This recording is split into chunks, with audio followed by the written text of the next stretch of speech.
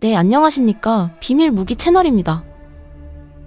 이탈리아에서는 노르웨이와 같이 애초에 독일의 레오파르트를 구매하려고 지금까지 오랫동안 검토했지만 애초에 레오파르트는 무려 10조 원 이상이 소모되며 그 비용이면 K를 3에서 5배수를 뽑을 수 있는 수치이며 여기에 언제 받을지 모르는 납기의 불안감과 가격도 산정 안 되는 정비 패키지 등이 불만인 것으로 결국에는 유럽 영내 공급을 목표로 하던 독일 전차를 취소한 것으로 전해진 상황입니다. 그런데 이에 대해 폴란드의 디펜스 매거진은 그 이후로 한국의 K 전차도 언급하고 있었는데요. 이탈리아가 한국의 K 흑표 전차를 구매한다면 폴란드에서 공급할 것으로 예상한다고 말한 것입니다. 물론 이는 이탈리아 정부의 입장은 아니지만 유럽에서는 K와 비교할 전차가 없다는 말이 나옵니다. 이미 폴란드의 병사들은 K가 T-72등과 비교가 안 될 정도로 월등하다고 이야기한 바 있으며 그에 대한 비교 질문을 하자 웃음밖에 안 나온다며 오히려 인터뷰한 사람을 민망하게 했습니다.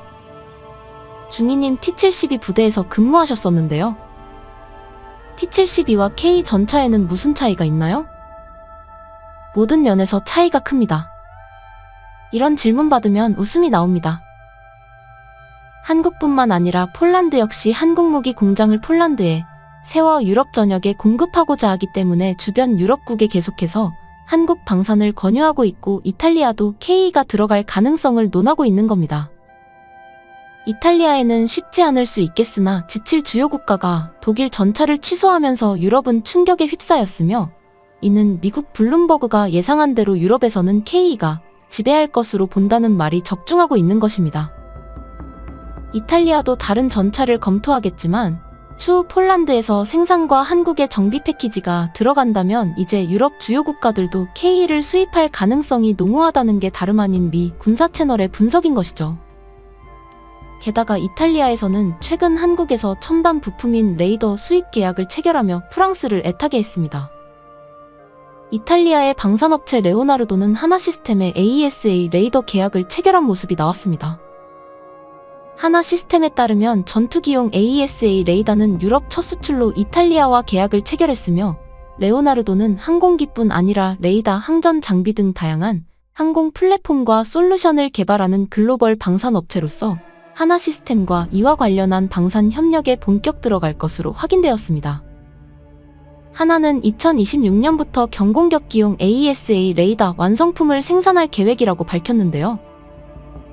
일각에서는 최근 한국 방산이 잘 나가다 보니 이런 계약은 있을 수도 있다고 생각합니다만 군사 관계자들은 전투기에 눈 역할을 하는 레이더를 한국에 발주한다는 것은 매우 이례적인 일이며 특히 전투기를 주로 공급하는 프랑스를 비롯해 경쟁업체들이 즐비해 한국이 이러한 계약을 체결했다는 것은 최근 유럽 영내 거래를 강조하는 분위기이기 때문에 유럽을 비롯한 프랑스 등 강대국들이 적지 않게 당황하는 기색이 역력함을 드러내고 있다는 겁니다. 또한 이 AESA 레이더의 경우에는 유럽의 이탈리아가 아닌 유럽 복수의 국가가 하나와 협상 중이라고 하는데요. 복수의 군사 관계자에 따르면 이탈리아 레오나르도의 계약 체결이 확정되면서 복수의 유럽 국가와 협상을 진행하게 됐고 특히 레이더와 같은 핵심 부품은 개발이 어렵고 미국의 경우에는 쉽게 수출을 허가하지 않는 상황이기 때문에 역시나 한국이 대체제가 되어서 유럽에서도 군침을 흘리는 아이템이 될 수밖에 없다고 전하고 있습니다. 아무리 한국을 막으려 해도 따돌리기는커녕 오히려 유럽에 확산되는 모양새가 지속되고 있는 상황이죠. 성능이 좋고 가격도 납득할 만하다면 자국을 지키는 일에 유럽 영내 조달의 정치 논리를 논하는 것은 사치에 불과합니다. 또한 이탈리아에서 계약을 체결했으므로 앞으로 아태 지역의 수출은 더욱 활발해집니다. 폴란드에서 25조 K방산 발주 이후에 한국의 위상이 한 단계 발전했는데 이탈리아는 말할 것도 없는 것이죠. AESA 레이더가 유럽 전투기에 탑재됨에 따라 FA-50을 비롯한 경공격기 수출이 활발해짐은 물론 앞으로 양산된 레이더를 장착한 KF-21까지 K방산 운신의 폭은 더욱 넓어진다는 전망입니다. 특히 유럽 내 지칠에서 한국의 방산과 협력을 가속화하고 더욱 많은 군수품을 수출하게 된다는 점은 유럽의 강대국들이 큰 압박을 받으면서 더욱더 많은 예산을 집행할 것으로 예상됩니다. 하지만 한국의 생산력과 시스템을 따라오려면 최소한 15년 이상이 소요될 것으로 파악되고 있으며 한국은 휴전 상황이라 방산에서 벌어들이는 돈을 거의 모두 생산과 연구에 쏟아붓는 시스템으로 상당한 부분 사업 논리로 방산을 진행해야 하는 선진국들은 따라오기가 불가능해 보이기도 합니다. 유럽 내에서 목소리를 키우며 타도 한국을 주장하지만 실제로는 전혀 대체제가 없다는 게 밝혀지고 있는 셈입니다. 말로는 다들 유럽 영내 방산을 키우자고 하지만 한국이 휴전선을 앞두고 수십 년간 다져온 내공을 못 당하는 상황입니다. 앞서 영국도 스스로 K9 자주포를 제외해버린 것이 얼마나 흐름을 역행하는지 보여준 셈입니다. 특히 방산에서는 실력있고 힘있는 자에게는 알아서 주변이 반응한다는 의견이 나오는 국면입니다. 다만 한국을 거론하는 것은 역시 적은 분량을 생산하다가 기술만 빼가려는 게 아니냐는 겁니다. 따라서 많은 채널에서는 현재 호주, 노르웨이, 브라질 같은 경우까지 신경 쓰기보다는 한국의 방산 대기업들은 가상 목이 마르고 절실하며 실현 가능성 높은 폴란드에 집중하는 게 좋다고도 합니다.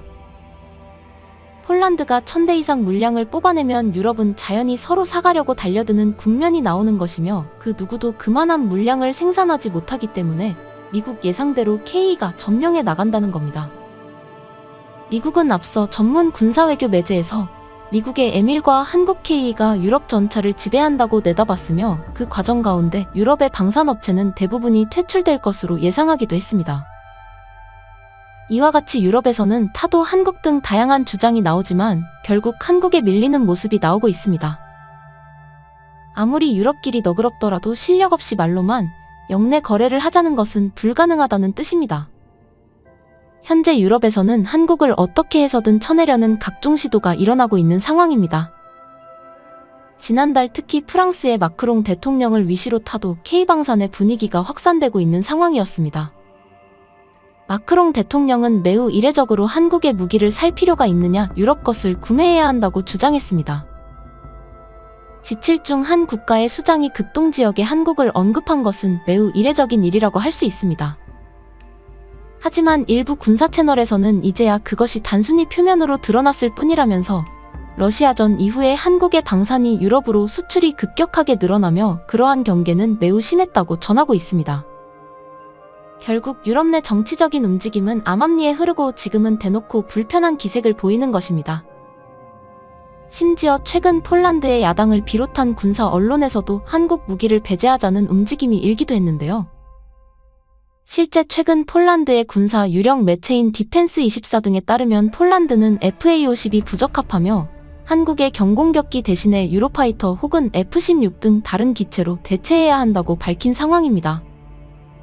여기에 F-35까지 대거 도입해야 한다면서 FA-50 예산을 줄이자는 말이 나온 상황이죠.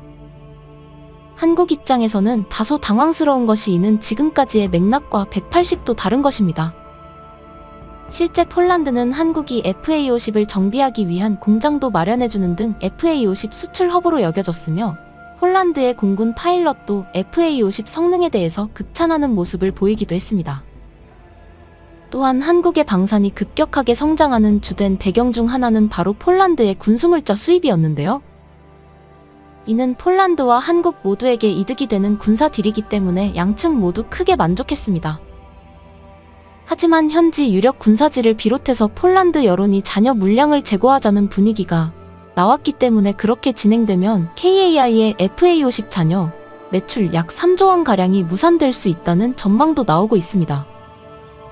물론 이는 폴란드 정부의 공식 입장까지는 아니지만 이러한 위협은 예전에도 수차례 거론된 바 있었기 때문에 신경이 쓰이는 이유이며 여기에 최근 유럽의 방향이 심상치 않다는 의견까지 등장하고 있습니다.